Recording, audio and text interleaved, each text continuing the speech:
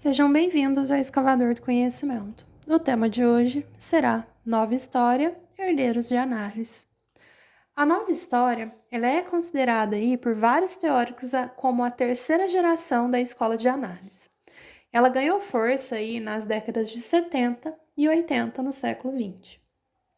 Os pensadores dessa escola realizavam uma oposição aos paradigmas tradicionais de análise histórica, trazendo consigo um deslocamento temático e metodológico.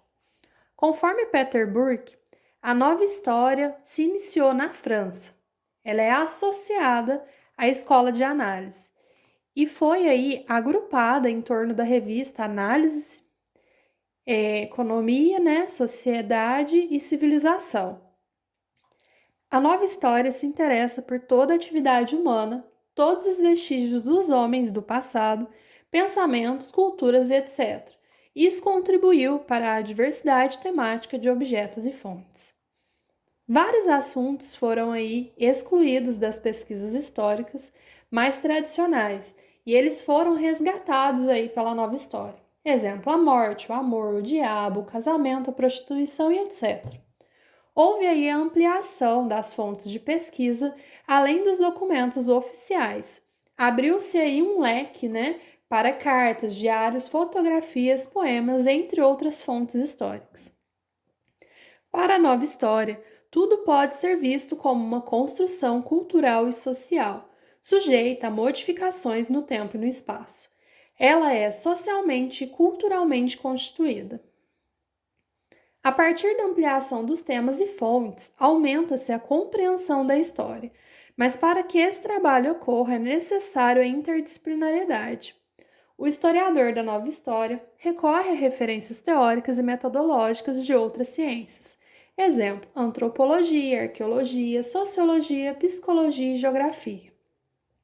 A nova história conseguiu uma aproximação do grande público devido às suas obras apresentarem aí uma narrativa de expressão.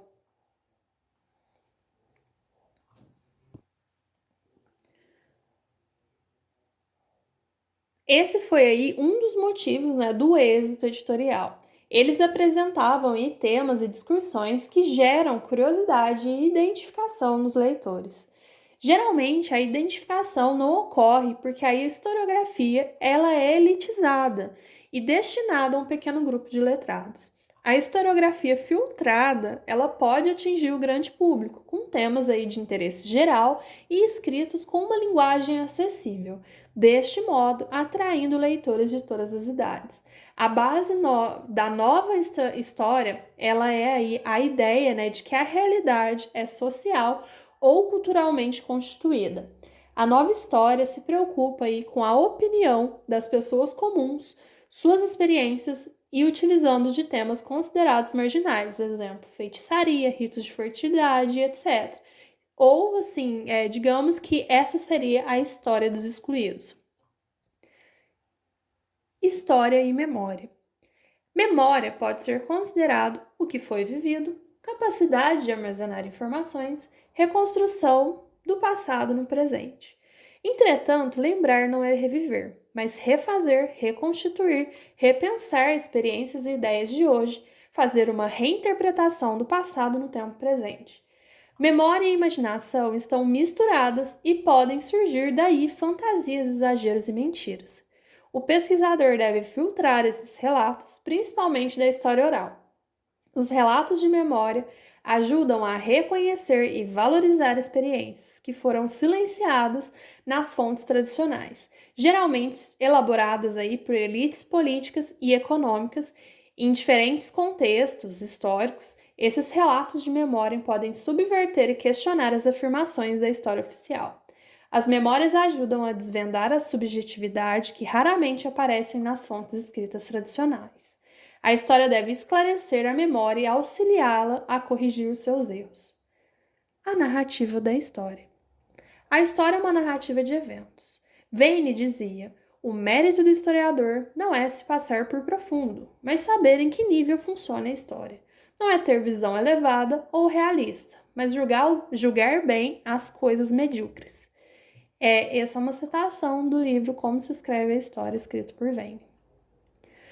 Wyden White, ele dizia: as formas escolhidas pelo historiador, conscientemente ou inconscientemente, que privilegiam um aspecto do enredo, são a liberdade de destaque, que destaca algumas coisas em detrimento de outras, e de não se ater a uma cronologia estrita, a permissão de reunir fatos sem conexão no espaço e posteriormente reorganizá-los geograficamente. Essa citação foi tirada aí do livro Trópicos do Discurso. Então, as narrativas históricas são representações e não réplicas da realidade. O historiador produz interpretações dos vestígios do passado através das fontes ou documentos, né? E essas interpretações podem assumir diferentes formas de interpretações. A história é uma narrativa de eventos, síntese da análise das fontes, fatos e da construção dos relatos, mas não pode terminar somente na descrição realizada através de documentos e testemunhos. A história tem que ser problematizada. A narrativa histórica pode ir além da documentação e se confundir aí com a história romanceada. Microhistória, culturas, mentalidades e imaginários. A microhistória está relacionada aos métodos de pesquisa da nova história, porque parte de uma abordagem do microanálise de casos para revelar problemas e explicações de caráter mais geral de um determinado contexto histórico. O historiador da microhistória pode partir sua análise da vida de um cidadão comum e, a partir da sua trajetória, compreender a sociedade em que ele está inserido. Nessa visão, a cultura do povo está sendo sempre aí analisada. A história deve ser analisada em diversos níveis, em suas variadas aí dimensões política, econômica, social, cultural, sem hierarquias temáticas ou metodológicas. A análise das culturas, das mentalidades e imaginários são construídos ao longo das décadas e se tornam áreas de investigação científica auxiliando na compreensão da realidade empírica, por parte dos estudiosos que compreendem que tudo está repleto de ideologias e intencionalidades. Tânia Navarro Swain diz: o estudo do imaginário busca desvendar histórias ocultas ou silenciadas pela tradição. Ela analisa as representações e imagens na construção de papéis sociais, os bens simbólicos e materiais. O imaginário que aflora nos diferentes tipos de discurso é um forjador de sentidos de identidades. Exemplo, diferentes sujeitos históricos possuem diferentes ideologias, estilo de vida e etc. Certo. Seus discursos orais, escritos e etc. possuem sentidos e intencionalidades que irão produzir reações. Essas reações podem ser de concordância, aceitação crítica, etc.